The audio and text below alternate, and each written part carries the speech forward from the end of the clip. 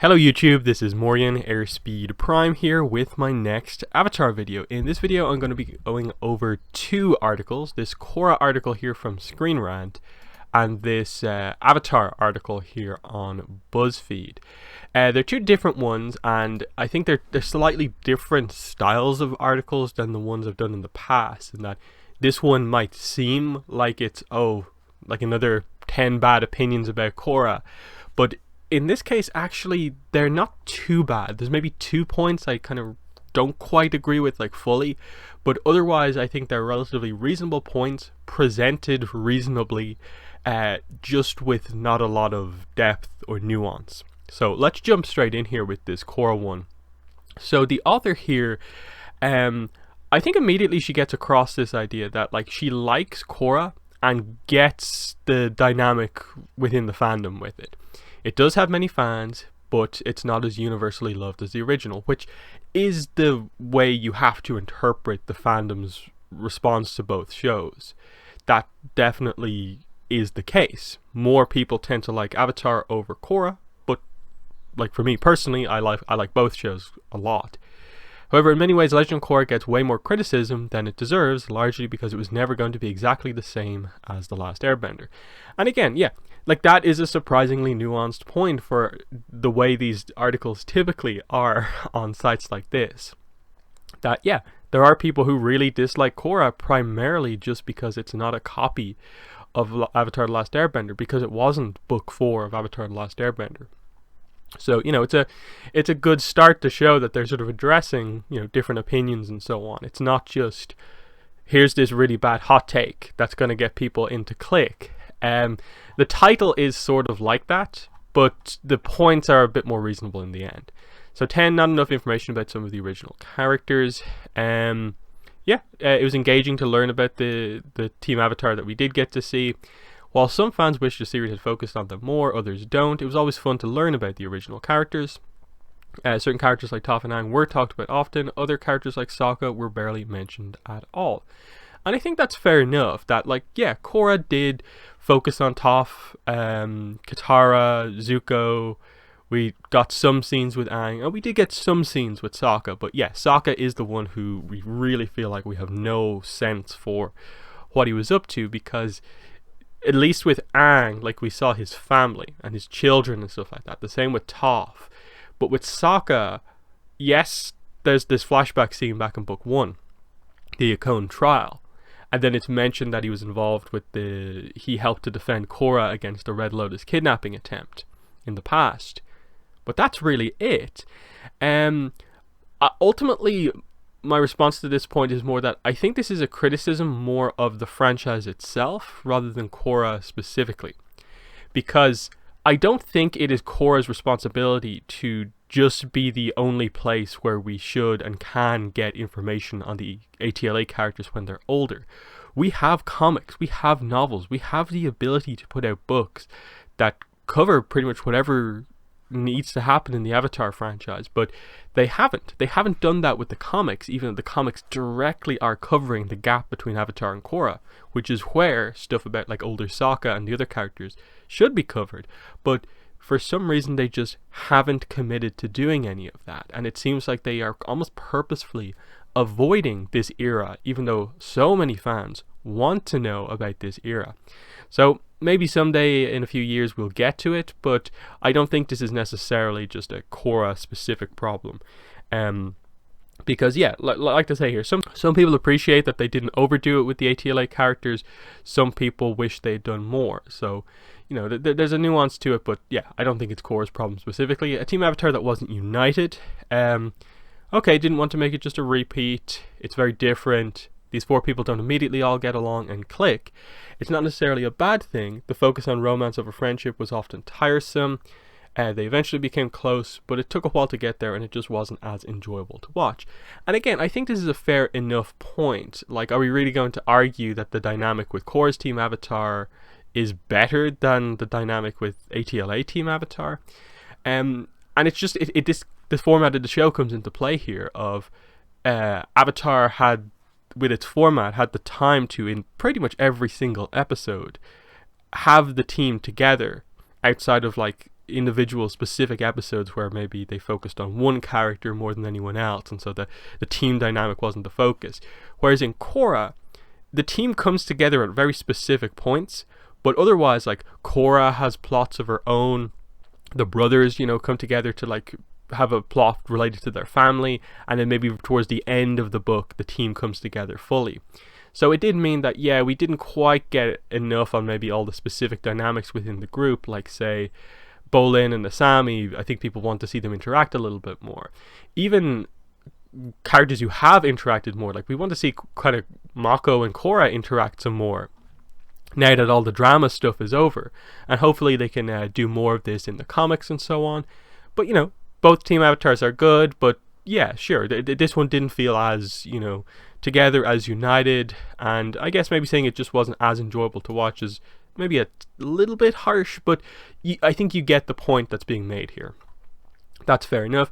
8, bending became overpowered. You know, they like the fact that it expanded on the bending. It made sense that it would become more extreme in some areas, but sometimes things seemed illogical. While metal bending would have become more common, it seemed way overused, and the way Amon was able to bloodbend so easily at such an extreme level never made a lot of sense. Like, okay, they understand why it became more common, but it also seems overused. Like, I sort of get what they're trying to say here, because, like, obviously you have the metal bending police force, and then you have a whole, like, city with Zhao Fu, which is sort of a, you know, Earth Kingdom metal bending focused city. But again, like, I think we're maybe over exaggerating how many police officers there are, as well as how many people in Zhao Fu are metal benders. Yes, there's more metal benders than we see in ATLA, but metal bending is one of those techniques that once it was discovered, and especially once you have someone capable of teaching other people it is going to spread more quickly, because it is just an advanced move that anyone who's reasonably strong as an earthbender can do. Su Yin, like, explains that in her mind, rules like 1 in 100 earthbenders can only be metal benders aren't true, and in her mind, anyone, if they try hard enough, can become a metal bender, which to me says that it is a technique that, with the right training and dedication, is open to more or less any earthbender. I'm guessing unless they're just very, very weak as a bender and don't quite have the power. Amon's technique here, bend so easily at such an extreme level, never made a lot of sense. Like, I don't think that's much of a point, because, like, I get the article is like 10 things that don't make sense, but literally just saying this thing doesn't make sense without explaining why it doesn't make any sense isn't much of a point. His ability does make sense, because again, like, they mentioned, you know, oh, Sokka didn't have many scenes, but one of the scenes with him was him explaining the idea of these unique and powerful benders that in his mind can just pop up around the world, whether that be someone like Combustion Man or someone like Toph, who is powerful enough to, you know, invent a new technique like metal bending and bring it into the world. But then you apply that to also characters like Bolin, who in a few seasons after this reveal goes on to be revealed to be a lava bender, and so on. Yukon's family is the same way. He happened to be born as one of these special benders with the ability to bloodbend without needing the full moon. That ability was passed on to both of his sons, which is why they have it. Yes, it is an overpowered ability for sure, which is why they are so careful to only utilize it within the first book to create such a mega threat. And that's why Aang feels the need to try and contact Cora to warn her about it, because it's a threat to him in the past, as we saw, as well as Cora in the present day. And they end up having to kill off this whole family so that this isn't this ability that is present within the series, but can come back if someone else is born with the same technique. So that's interesting. 7, the disconnect between the seasons. One big flaw is that there didn't seem to be a completely planned out story from start to finish. It's definitely true. They were not given the green light for all 4 seasons at once, so things felt disjointed because they couldn't plan ahead. It's also why seasons 3 and 4 are often seen as the best, because these 2 seasons were both approved by Nickelodeon at the same time, allowing for a more planned out narrative arc. I don't I don't quite have this problem as heavily as I think some people do. I know some people really highlight this point here, the seasons not being as connected, as one of the big reasons Korra like isn't as good as Avatar. For me, my main issue with Korra is just that each individual book doesn't quite get the time and attention that it quite needs to fully bring all of its plot threads together. Because I sort of acknowledge that Korra as a series is 4 separate stories that sort of flow together. So I value the quality of each of those individual stories higher than just 2 of those stories being connected, or all 4 of them being connected together. Because yes, it overall is a journey for Korra. Book 1, Book 2, Book 3, Book 4. But each individual book fundamentally deals with something very different, because each of the villains is so very different. And yes, in some cases that means that there's not going to be too much of a flow between what Korra's character arc in Book 1 is compared to her character arc in Book 2. But that's because what Amon challenges Korra on is different than what Unalaq challenges her on. That sure, you're not going to find too much of a way to like link together how like Amon explored the idea of bender non-bender equality versus Unalaq dealing with the spirits. But I think we almost over exaggerate how connected Book 3 and 4 are. Like, just because like Kuvira is set up in like 2 very quick scenes prior to becoming the villain in Book 4, to me that's not the strongest setup to justify why, like, you know, these 2 seasons are viewed as being the best. Yes, in this case you do have the situation where the Book 3 villain set up the situation and the atmosphere for Kuvira as a villain to come into power, and Korra's injury sets up her arc. So it is the sort of most clear example. But at the same time, you have Book 2, which sets up the Airbender plot, which is most of the early plot of Book 3, with harmonic convergence. And Korra's character arc in Book 2 sets up how she is and is very likable in Book 3. And so on. So there's definitely connection between like Books 2 and 3 as well. It's just that like, oh, they decided towards the end to do something bigger because they wanted to hit this big Korra injury like healing recovery arc, which isn't necessarily the case with the other books, where she comes out of the book having, you know, defeated the villain, but there's no like immediate direct setup. And I don't think you needed to have that either, because I think it might get on the verge of being a little bit overly convenient if you had all of these transitions between the books, and it's like Unalaq we see at the end of Book 1, and then we see like Zahir and the Red Lotus at the end of Book 2, and it's just sort of set up for the sake of setup, when the value, like I said in Korra, is what each of the villains represents within their own book. So like, yes, this is a fair enough point, but I don't think this is necessarily Korra's big flaw as a series. But I think I made the point I was making there clear enough. 6, the confusing political messages. It tries to explore a variety of themes and messages, so, you know, being somewhat sort of nuanced, but sometimes handles them in confusing ways. Amon is the clearest example of this.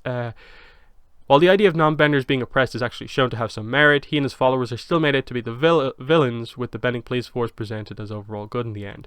Well, yeah, because he goes to extremes straight away. That's the point with all of the Korra villains, is that they have their point, but the reason that they're not in the ascendancy fully is because they do take things to extremes, because of how their viewpoint was formed. And in his case, obviously, it's because of what happened in his past. That yes, it means he has some care for the oppression of non-benders by benders, and he dislikes bending, and a way to sort of get the advantage is to recruit non-benders to his side. But you do sort of question how much of a dedication necessarily to the cause of non-benders he has, as opposed to purely that he's part of a group that is against benders, versus say Hiroshi, who is fully on board with the idea of like, for non-benders we will take out benders. And I think that's the point there of like, yes, he's the villain because he has the opportunity to actually have the sort of moral high ground in the situation here, but he chooses to go about things by attacking people and bringing the police out after him. And the bending police force is being presented as overall good in the end is because with a character like Lynn in charge, she does honestly and actually try to defend the city. Now, you see going into book 2 that they'd make some changes, like of course they elect a non-bender president, which is clearly a result of what's happened here, in addition to the fact that it seems like the police then begins to crack down on the triads much more than before, which the triads are the main problem with non-benders being oppressed by benders. So again, this is one where it maybe should have been fleshed out a little bit more. You need to explain that point a bit more, otherwise it comes across as a little bit basic. 5, how quickly the world changed, including technology. I don't think we need to go into this one too much. Like, this is a fair enough point. Some people like this, it makes sense to a degree. Some people don't, because they feel that technology is ultimately this thing that kind of gets in the way of some of the core aspects of what Avatar is as a series. And so I think this more reflects the idea of like, what do we want next out of Avatar? Do we want to go even further into the future to see how even further technology is going to change things, or do we want to go back and just have more time in sort of the classic era of Avatar where the technology isn't as heavy? I can see points either way. I don't see them moving into a more technologically advanced era outside of just directly the continuation of Korra. So I don't think we'll get like a Avatar after Korra series for a very long time, just because I do think they will want to flesh out more of what they have already. Just because like you still have a lot of the era in or around Wan and the first couple of Avatars that really should be fleshed out. The middle era of the last 10,000 years also isn't particularly well fleshed out, so there's a lot of different eras to cover that I don't think we quite need another even more technologically advanced one. And so I think this is just one of those points where, depending on the specific fan, they're going to feel about this one very differently than others. And I don't think even here it's being presented as too much of a criticism, and just that like basically the point here is it can be a little bit jarring. And that's a fair point, I think, ultimately. Number 4, the Toph became the police chief. Definitely a lot of merit, including flashbacks to the original characters. There are many times when people seemed out of character, and this is definitely true with Toph. The fact that Toph started up Republic City's police force seems in direct conflict with her rather freedom-seeking personality, and had been made to follow strict rules in childhood.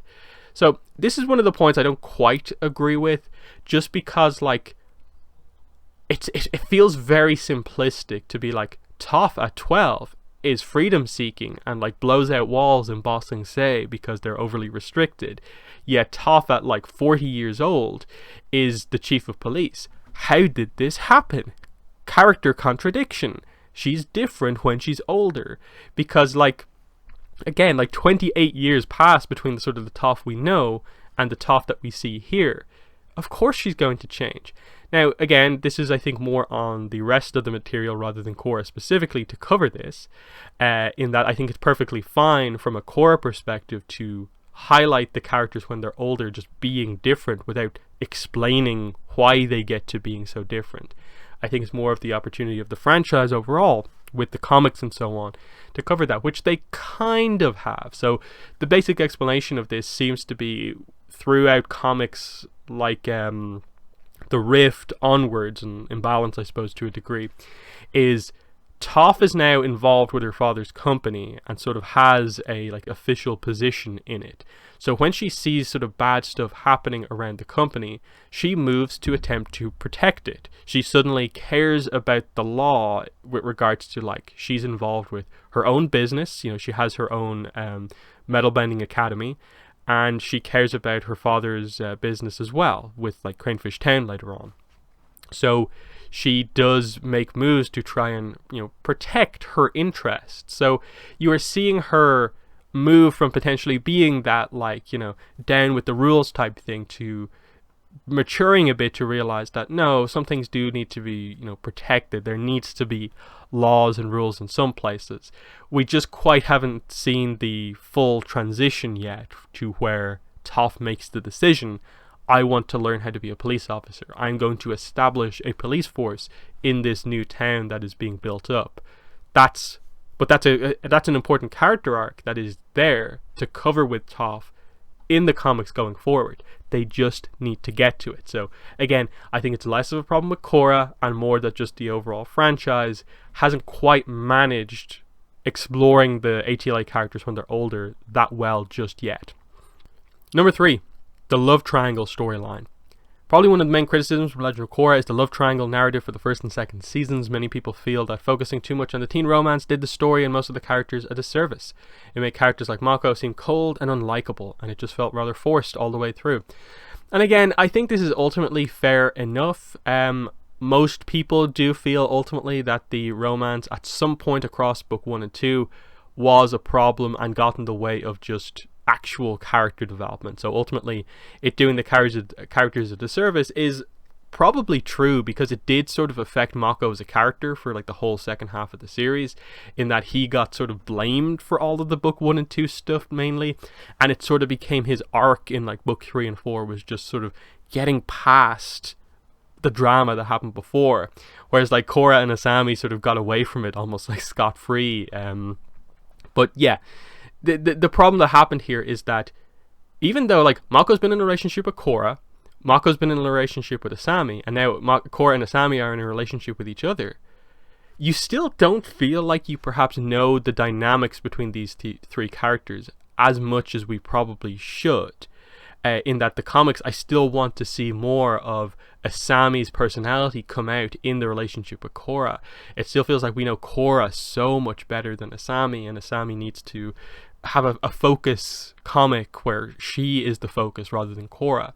Mako, you know, like I said, after him being so involved in the drama in the first 2 seasons and then the aftermath of the drama in the latter 2 seasons, can we please get back around to just him having just a friendship dynamic with Cora, with Asami? We've begun to see some of that, but we need to just fully move past it now and get back to normal.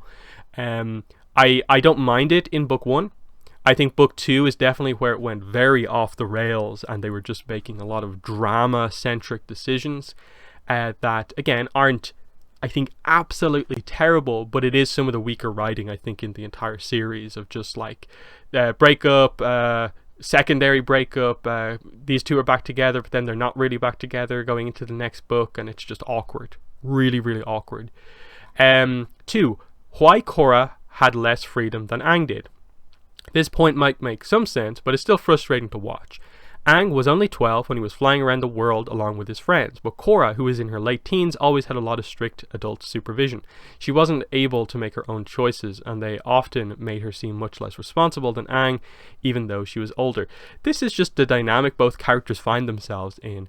Aang finds himself in a world at war, where, you know, he ends up being sort of the almost leader of the rebel faction against the Fire Nation, that in most places where he goes, he is viewed as like the Avatar, and you should respect and help the Avatar because we want to ultimately defeat the Fire Nation.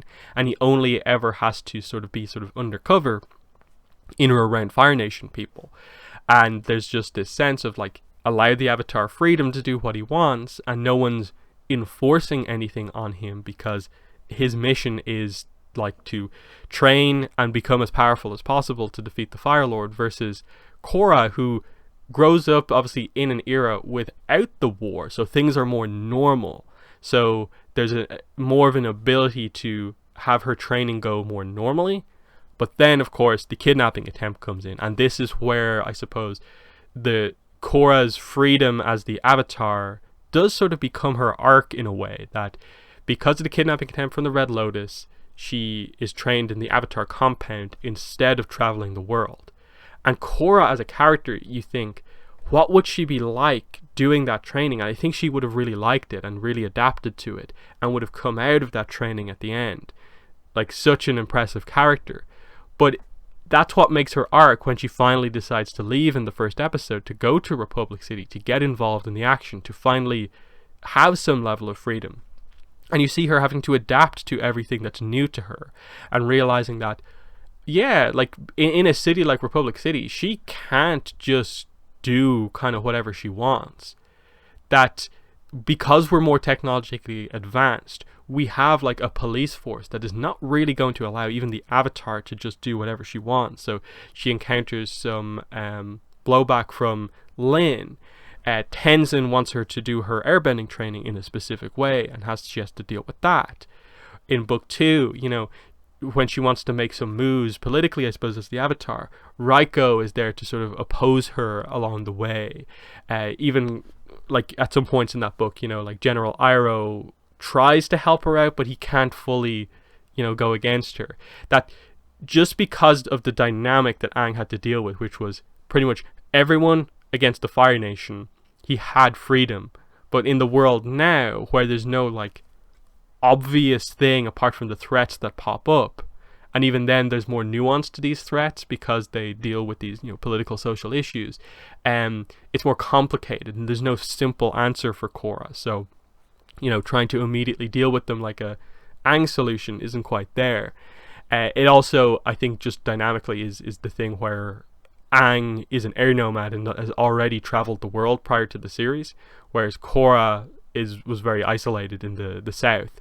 So I think that's just part of the setup for both characters, and why they are ultimately so different is the way they sort of interact in a way with freedom. And yeah, it is frustrating, but I think that's part of what makes it work, is that she feels frustrated by the lack of freedom granted to her, and so you feel frustrated for her. And it is impressive how so many people struggle with Korra's struggles with the lack of freedom, especially at the start of book 2, when she's at odds with Tenzin and Tonraq, her father. The amount of people who like call her a brat and stuff like that for the way she feels there. And I think that's why it shows that like this writer, I think, understands that to a degree, that like that it is frustrating to see sort of Korra have to deal with that and be frustrated by that. But you do understand where it comes from, and there's nuance and depth to it. And that's why when Korra finally goes through all of her growth into like book 3 and then into book 4, the character that we get at the end is so well developed and has sort of earned respect with people and kind of earned the right to have more freedom within these sort of scenarios. So I think that all works really well. Everything about adult Aang. Showing the main heroes in adulthood makes them less likable. It was more realistic in a way that people don't really want in an escapist story. This is definitely true when it comes to Aang. While young Aang was gentle, emotional, and all about equality, adult Aang seemed nearly personalityless and also rather cold and distant. He wasn't a great father, and he cared more about Tenzin than his other children. Yeah, right at the end is one of those sort of more hot takey opinions that really haven't been here in the article up to now. This is more along the lines of what you sort of expect from these articles, and it's sort of disappointing to see it come in here right at the end. That like, look, can you have the same nuanced approach that you had in the other points with this one? We saw Aang in like 2-3 scenes in the show. We saw him have a very brief conversation with Korra in this scene. We saw him have a similarly brief conversation with Tenzin in book 2. And beyond that, it was the backstory with Yakone, and then the way he was talked about in the Civil Wars 2-parter by Kaya, Bumi, and Tenzin. So, you know, he's rather cold and distant, and it's just like, I don't really think so. He was presenting a rather serious point to Tenzin, so he's not going to be super jokey when he's really talking about, like, Tenzin really tried to figure out who you are. Like, you've tried to be me, but you are you. So he's not going to be the 12-year-old Aang and have all those, you know, different points that we had from before with him. He's going to be more serious about that. The same with the key advice to Korra upon unlocking her sort of spirituality and connection to the past avatars. He is going to get that advice across pretty well. And so, yeah, like, I don't think you need to just immediately bring all of his like childhood traits into him as an adult when you're trying to present him seriously as a past avatar. And similarly, like we do have a little bit more of a jokey moment that I think was well written with Toph and Aang in the flashback, where she calls him Twinkle Toes, and it's just like, I'm 40 years old, but why are you still calling me that? That felt very like him in terms of like still an aspect of like, oh, there's their dynamic, but they're older now.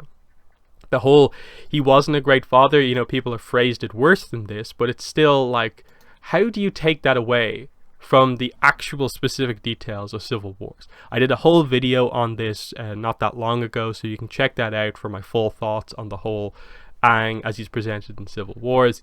He cared about Tenzin more than his other children.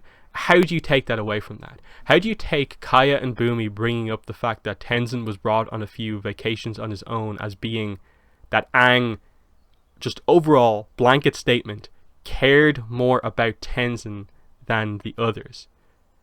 The whole point of that episode, it builds to eventually them looking at the family picture and them all acknowledging and agreeing with the point that that is a happy family. That yes, it wasn't perfect. There were issues, because of course there was going to be, because this is this celebrity family. Aang is the Avatar and has so much to do. There's going to be things that he can't always be there for. But to call him, like, I suppose, not a great father, like, the way I always phrase it is that Aang is being presented as not a perfect father, but not that he's a bad father or anything like that. So again, like I said, I've seen it presented worse, but overall, you know, especially this is more, I think, the problem in this final point. Just how you take that away from that, I don't properly get. But like overall, I think you can see like it's a more nuanced point overall. It doesn't feel like overly nitpicky. It's just not explained as well as you kind of perhaps would want, and that the points here, I think, doesn't feel like particularly well thought out.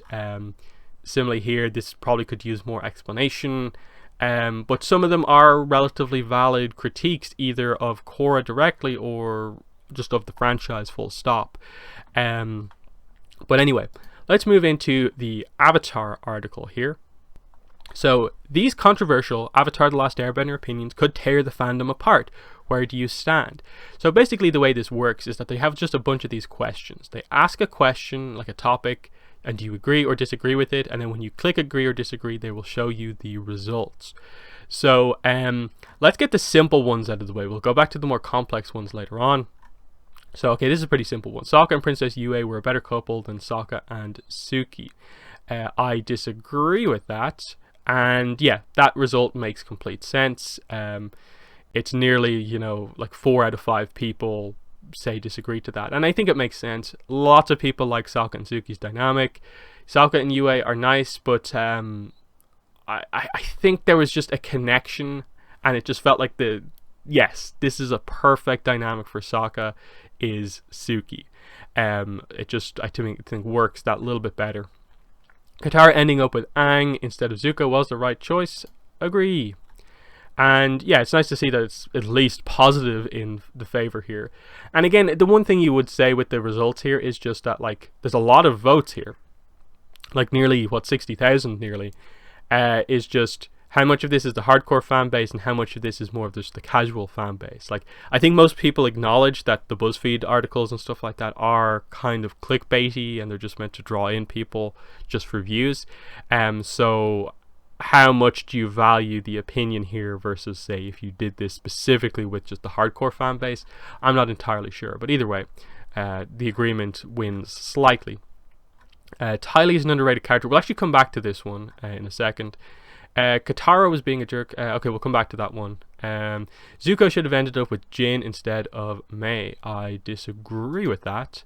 I think Zuko and Mei are perfect for each other, basically. Jin is a nice character. I think most fans really like her, but with regards to this dynamic, it's definitely Zuko and Mei more than Jin. For sure. So I'm just getting through a lot of these kind of shippy ones quickly. Okay, we'll come back to that one. Sokka and Ty Lee should have been together. Disagree? And most people do, yeah. Okay, they had 1 or 2 scenes where she kind of flirted with him and said he was handsome or something like that, but yeah, I don't quite get that when you have much better dynamics with Sokka, with Yue and Suki as well. Okay, that's a more complicated one, we'll come back to that. This is just a fight question. Last Agni Kai was better fight than Aang versus Ozai. I like both fights a lot, and it comes down to like Agni Kai. It's more grounded, that fight. It's big fire bending, you know, blue fire versus dragon fire. It's brother versus sister for the throne. There's emotion to it. The music was fantastic, but choreography wise, I think there's more going on in the Aang versus Ozai fight, because Aang's using all 4 elements. You get so many different stages of this fight, more even at the start, you know, Ozai beginning to sort of take over, but then, you know, Aang with the lightning, and then Ozai's in full control, and then switch around with the Avatar state. I think it goes so many places, and I think it has impact because it is the final battle. So I'll say disagree, but like I rate these 2 fights very similarly. But yeah, most people tend to, I think, prefer the last Agni Kai. And again, like, it's just like, I don't think it's a particularly controversial opinion here. It's just, you know, preference of fights. Lastly, Aang looks better with hair. I disagree. That's interesting. More people agree that he looks better with hair. I think it's just like, you know, for him as like the last airbender, you know, he would always want to have the bald look and show his arrows proudly and really represent the culture going forward. That even though, yeah, he's fine, he looks fine with hair, I think, you know, just for him, you want him to always have the arrows on show. So let's get back to some of the more complicated ones here. Azula was a tragic character and should have gotten some sort of redemption. So they do this a few times where they ask sort of 2 questions in one. So like, Azula was a tragic character, you know, agree or disagree, and then should she have gotten some sort of redemption, agree or disagree. Like, you can say like agree to the first bit but then disagree to the second. I ultimately lean on the side of agree, but I do question, like, does this mean should have gotten a redemption within the body of ATLA, or is this just within the franchise?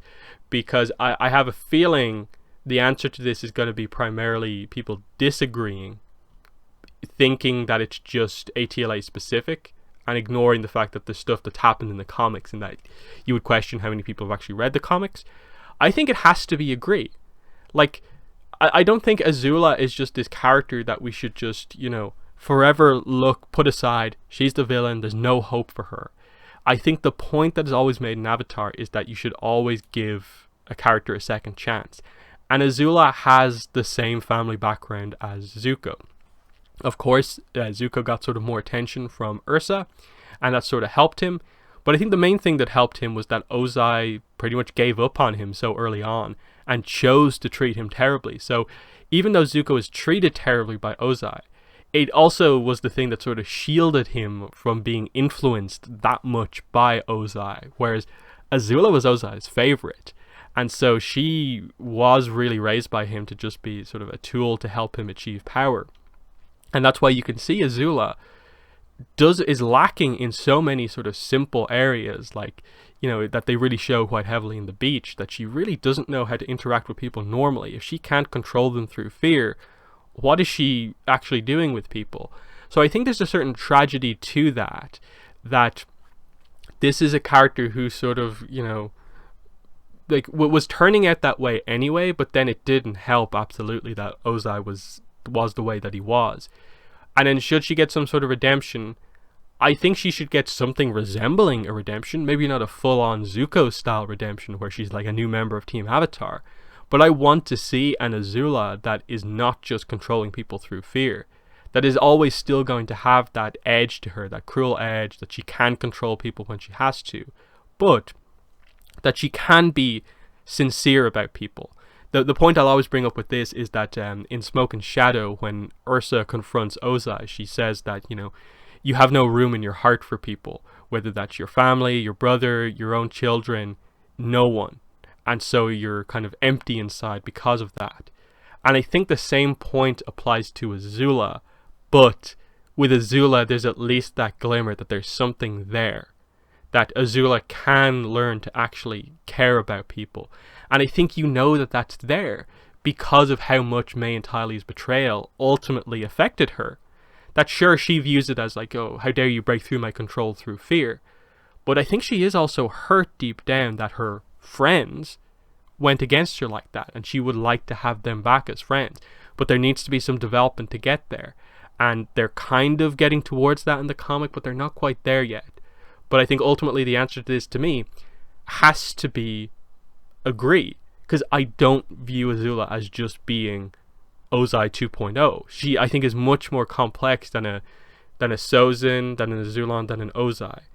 That in the same way we always give Zuko the chance, I think we should give Azula that chance as well. So I agree.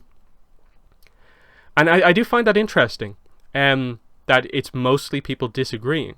That I don't quite get that.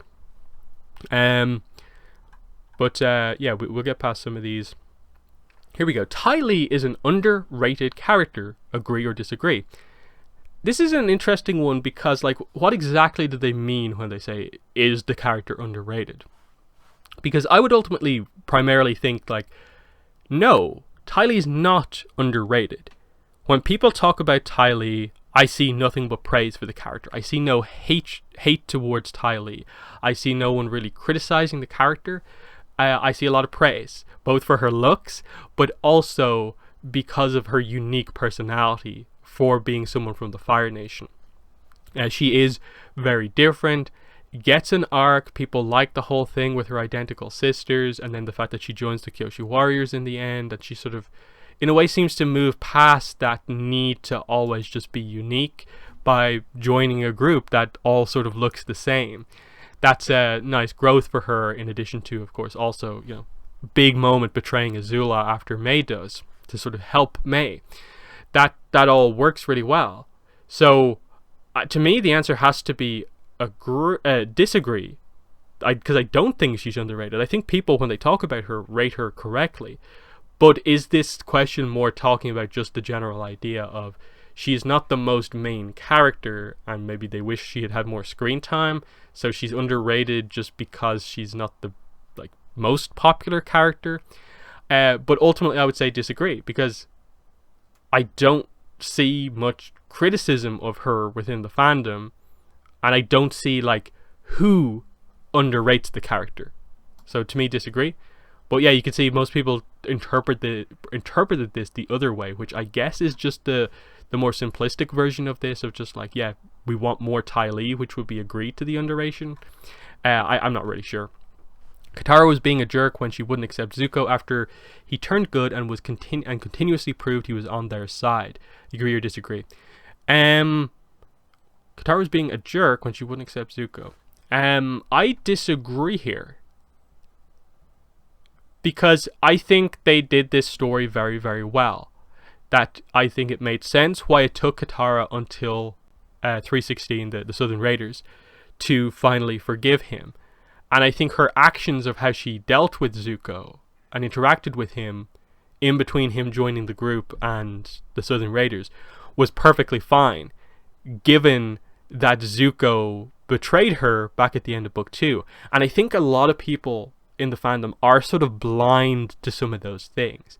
That they look at Katara's behavior of being mean to him, the death threat basically against him, and just do not analyze why she says that, which goes back to Crossroads of Destiny.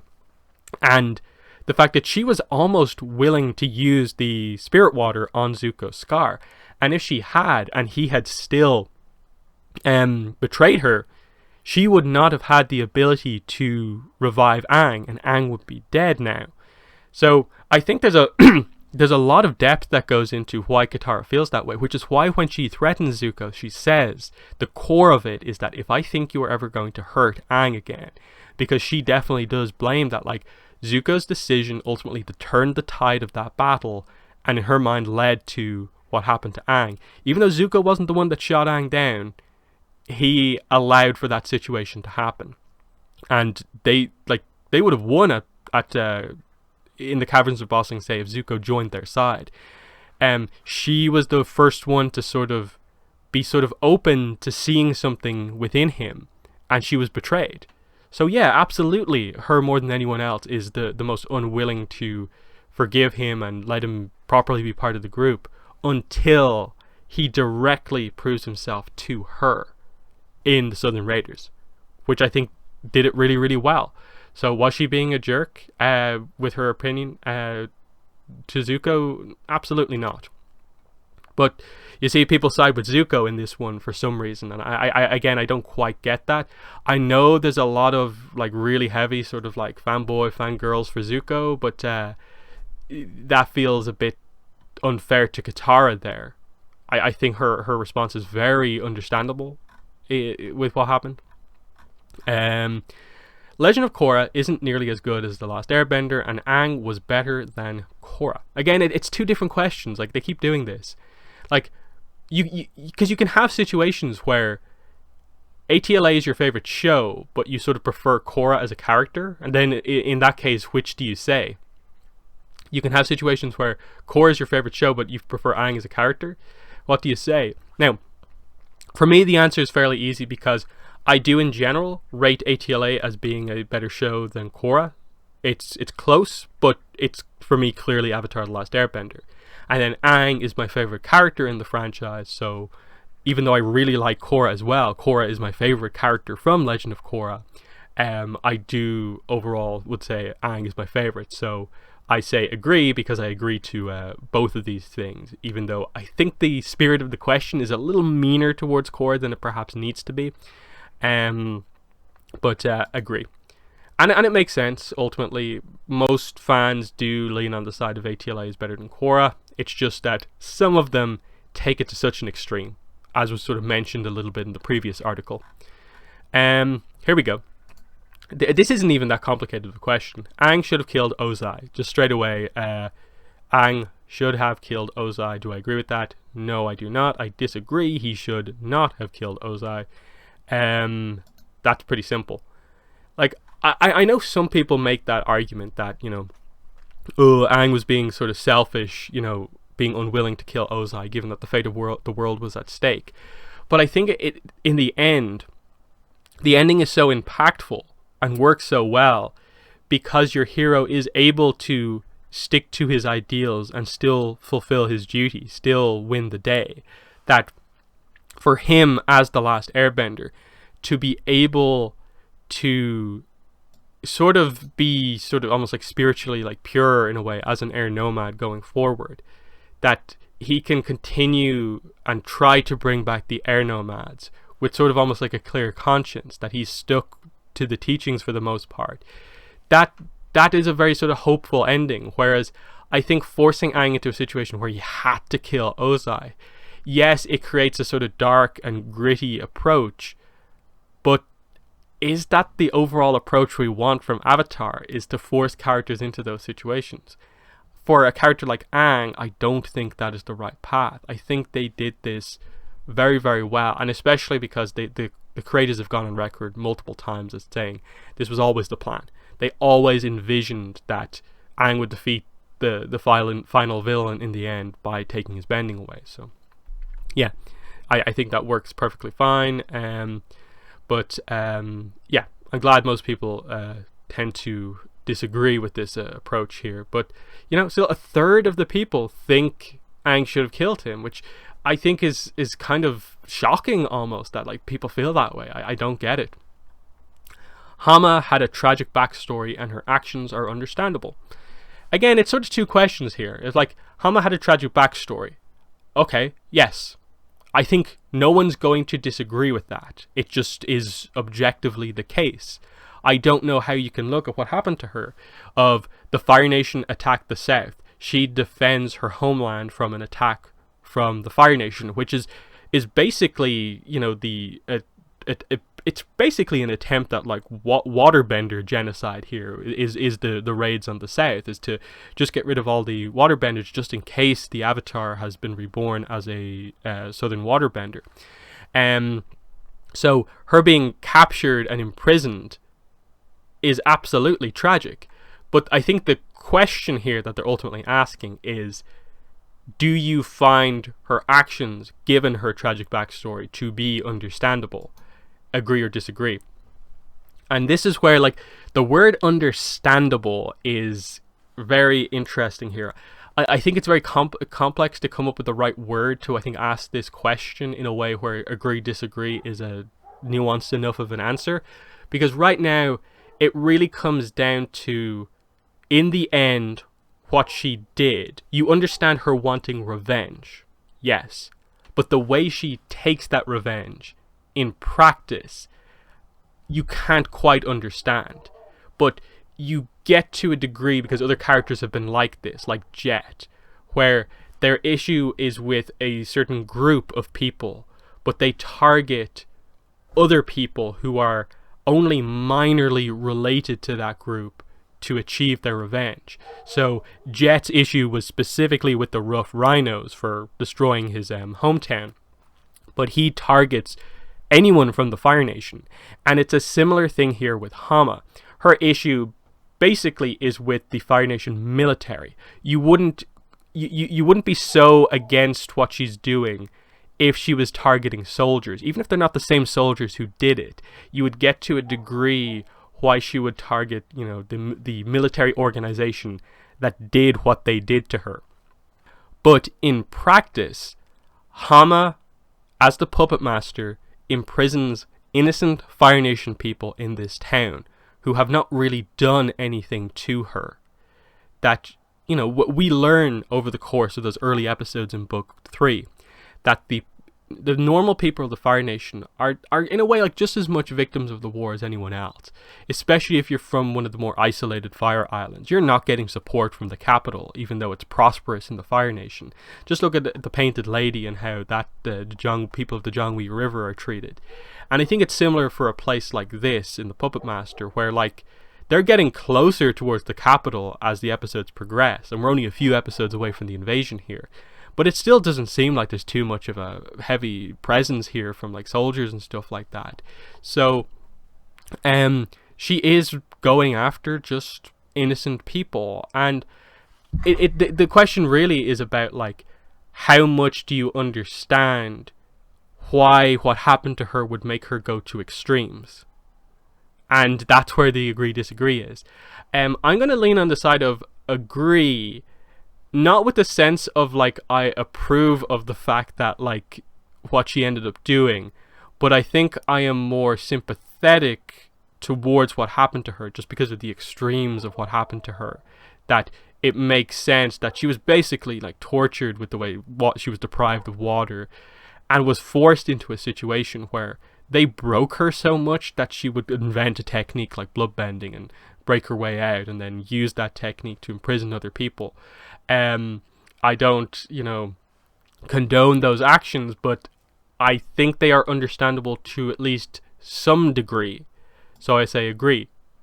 But as you can see here, yeah, dead heat, 50-50. There's a couple of, actually it's 24.1k. So yeah, it's like under 100 votes between them. And given that, like in this case, there's like nearly 50,000 votes, that's very, very close. Not even enough to make a full percent, but more people slightly leaning towards disagree here. And again, I think this is where it is. It's basically everyone is dead in the middle, and it's just about, do you slightly see her point, or do you slightly condone her action, really dislike her actions? And either way, I think this was a tricky one for most people, and that's why 50-50 actually really fits. Ursa should have shown more love to Azula. If she had, Azula might have turned out differently. This is actually a very interesting question. Again, it feels like agree or disagree to this one is like not even the full story. I ultimately think just Ursa showing more love to Azula wouldn't have changed the path Azula was going down. For the sole reason that we know Ursa cares about Azula, but that Ursa is also concerned at the way Azula was turning out. So she had an influence in Azula's life, but Azula was still becoming that sort of cruel, calculating person. And it seems like just in general, even from a very young age, she was just like that. And I don't think it's just that she got it from Ozai, but definitely Ozai having Azula as his favorite didn't help things, and it emphasized that quite heavily, and that any care and attention that Ursa showed Azula was being sort of wiped over by the excessive focus from Ozai. Like I said earlier on, I think Zuko was very much shielded from Ozai, even though he got a lot of like bad like Ozai treated him terribly.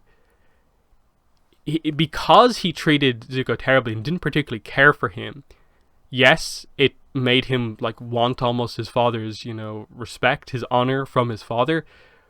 But it also meant Zuko wasn't particularly influenced directly by Ozai's like own personality. So that's why Zuko isn't cruel necessarily, but it does sort of explain why Azula kind of almost doubles down on the way she was going later on in life. And so I just think with the family dynamic that you had here, Ursa had to focus on Zuko just because Ozai wasn't. Again, if you have the context from the search, I think it adds a lot to this discussion here, knowing why Ozai chose to treat Zuko so terribly and so on. It is very interesting, and ultimately I think if Ursa had shown more love, like really tried to sort of counteract the influence of Ozai, I do think Ozai would have just kind of almost taken Azula away from her. I think he would have seen that, like, oh, your mother's getting to you, and just like spent even more time with Azula to make her the way he wanted her. So I think this is more of a case of what needs to happen with Azula going forward is that, yes, Ursa and Azula need to talk, and it probably will be something like Ursa saying that she should have shown her more love. But ultimately, it probably from Azula's side has to be something like acknowledging that, like, that would have been good, but I don't think it would have changed things. And that for Azula, it is better now at this point with Ozai locked up to have her mother back in her life, and that Azula can move towards changing even a little bit going forward. And I think that's the point. So I think in the past, just Ursa showing a little bit more love, I don't think it would have changed things, because I think she was already heading down that path when Ursa was a decent role in her life. And I don't really criticize Ursa for like scolding Azula for some of the things that she did, because it was like pretty bad behavior of like almost celebrating like Lu Ten's death. You know, the way she criticizes and talks about Iroh, the way she gloats and almost has glee when she talks about the fact that she overhears that Azulon wants Ozai to kill Zuko. Like, Ursa is, you know, able to like be a parent to Azula in these moments, and is just shocked at how Azula is turning out. And I don't think you can blame it on just because she showed a little bit more attention towards Zuko, who was getting nothing from Ozai, that is what pushed Azula down her path. I think Ursa can change Azula now going forward, but in the past I don't think it was going to play that much of a role. So I don't know. I know some people are very critical of Ursa because of the search and stuff like that, so I can see maybe why some people are going to say agree, but I think disagree is more of the answer here, just because of at least my take on the dynamic from the past. But yeah, sort of expected that. So again, I'm in the sort of 1/3 of people who feel this way, and then 2/3 feel the other way. I don't really know if there's that much to it. And then yeah, that's it. So yeah, in the comments, let me know what your thoughts were, both on the Korra article here, as well as this controversial Avatar opinions article here. What were your thoughts on what I had to say in this one?